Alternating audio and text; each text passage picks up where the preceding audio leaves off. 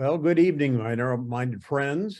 I'm Rick Neet, your co-chairman for the 2023 Sn3 Symposium, and I'd like to invite you to join us in Virginia City, Nevada, this March 30th through April 1st. Virginia City was home to over 10,000 people during its boom days, and now it's just a sleepy little town of 900 souls. But it's also listed in the National Historic Landmark District, and it's the home to the reincarnated Virginia and Truckee Railroad. For those of you unfamiliar with the Virginia City, it's just a short drive south of Reno in the hills, which harbored or brought us the Comstock lode. Reno, Nevada is served by all the major airlines, and like I say, it's just a short drive from to Virginia City. So we've chosen the Silverland Inn and Suites as a host hotel with only 66 rooms. Most, if not all of the guests will be railroad minded. So you'd be amongst like-minded friends. For those who don't want to stay there, maybe you want to upgrade a little bit. There's several B&Bs in town and some very unique places to choose from. Those are all listed on our website. If you go to the lodging page, you can take a look at that. We're fortunate to have this property available as it's within walking distance of Virginia City's Main Street with its many old buildings and Old West saloons. The Way It Was Museum is just around the corner, which again highlights the early days of Virginia City. And the Comstock History Center, which is actually just behind where this photograph was taken, which is home to the V&T's number 27, which is a 460, which is the last engine to operate on the V&T. Also have a 1,400 square foot room for vendors and a 500-foot social area with bar and coffee service. Now, it's important to note here, if you want to join us and stay at the host hotel, you need to make your reservation via telephone. You need to call them directly. Inasmuch as we have blocked out all the rooms in the hotel, if you go to the register online feature, it'll say book another date. Well, if you do that, you won't get to see all your friends. So call them directly, please. And there's a link, the phone number is on the website, so you can take a look at that. The highlight, what we feel is the big highlight for the symposium is the fact that the new Virginia and Truckee Railroad is located right in Virginia City. This shot was taken inside the engine shop, and we've arranged for a tour of the shop and the yard, where you'll see number 20 line, which has been their workhorse for the last 30 years. Their newest acquisition, the ex-Santa Maria Valley number 100, which is undergoing a FRA 1472 overhaul as we speak. You can see it on the left side of the screen there. The V&T Railway's number 18, which is another 282 from McLeod River Railroad. And then they've just recently acquired an Edwards motor car that they're going to be repowering for service, hopefully later this summer. Now, there's no promises here, but I'm working closely with the V&T to arrange an exclusive steam charter on Saturday after the symposium ends. Many details to work through out on this, but stay tuned to our website and Facebook page. In the area around Virginia City, Silver City, Gold Hill, there are multiple old mines and mill structures. This area is pockmarked with holes and tunnels, and this is a shot of the combination mill coming into the south side of Virginia City. In addition to the V&T Railroad, we've arranged for discounted tours on of the Comstock Gold Mill, which is right in town, and then Donovan's Mill in nearby Silver City, about 4 miles away. The 30 stamp Donovan Mill was the last operating stamp mill in the area. Operated up until 1959, and includes a fully restored blacksmith shop and an operating Ingersoll Rand 55 horsepower oil engine.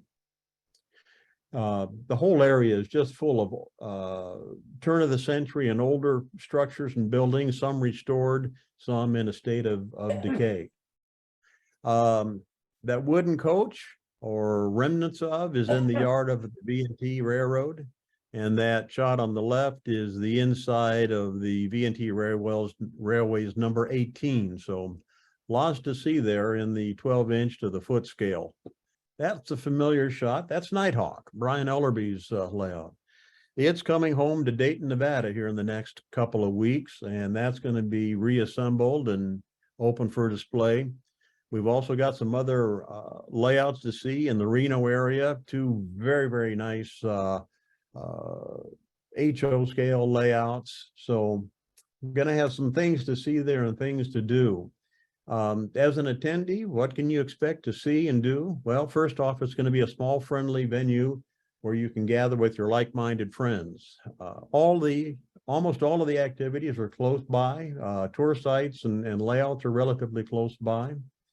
We've got some interesting clinics planned, one including making those inexpensive dollar store or Etsy vehicles look like the real thing. That's going to be done by Warren Judge, who is an outstanding award-winning military modeler who just happens to like trains as well. Another clinic on handling turnouts using PC ties without using an expensive jig. You've got the Nevada State Railroad Museum, not far away, about 25 minutes away, where we've got, it's home to several restored steamers, and including the 3-foot Glenbrook that came out of the Lake Tahoe Basin as a logging locomotive. And they've also have an absolutely beautifully restored McKean motor car that's back into service. Again, in Virginia City, we got the Comstock Firemen's Museum with examples of turn-of-the-century equipment, including an operating steamer that they ran last year at the museum's annual, or not annual, but hopefully first annual steam up. And of course, for those animal lovers, we do have our own wild horses that wander through town and along the hillside. So things to see and do there. You won't get bored. Just want to wrap it up and encourage everybody who's considering coming to visit both our website and Facebook page. Make sure you review the lodging and FAQ pages for more information, and send us an email if you have any questions. And here's a travel tip for those flying or maybe dismayed by the cost of flying these days. Look at the price of a fare from your home port to Las Vegas, and then from Las Vegas to Reno. For some reason, the fares seem to be quite reasonable that way, as apparently the casinos subsidize the flights into town. So that kind of wraps it up. Appreciate your time, and I hope to see you this spring in Virginia City. Our next speaker will be Chris Lane, who's going to tell us about what's happened so far in Denver. Hi, everyone. Here's a quick update from Denver, and then I'm going to take you on a little layout tour.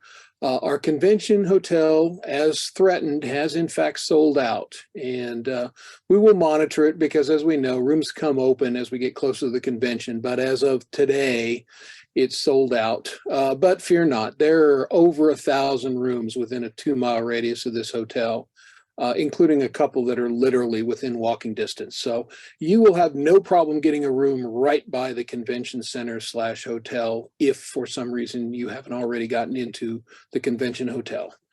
The other update is, tell your vendor friends they need to get a hold of me because my tables are selling quite rapidly. I'm down to 160 tables, and we started with over 350. So they are moving, and I've called no one. So that's a word to the wise. If you want to get a table to sell a collection, or again, if you have friends in the business, yeah, they need to get a hold of me, and I do not want them to not be able to get into the venue for some reason.